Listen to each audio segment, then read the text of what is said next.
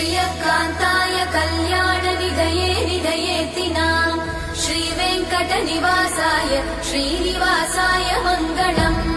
लक्ष्मी सविभ्रमालोकसुभ्रूविभ्रमचक्षुषे चक्षुषे सर्वलोकानां वेङ्कटेशाय मङ्गलम्।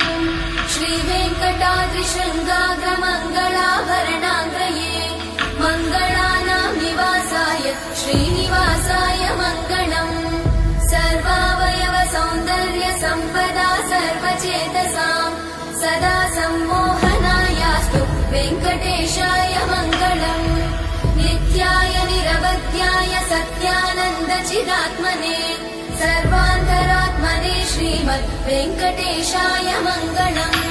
स्वतः सर्वविदे सर्वशक्तये सर्वशेषिने सुलभाय सुशीलाय वेङ्कटेशाय मङ्गलम्।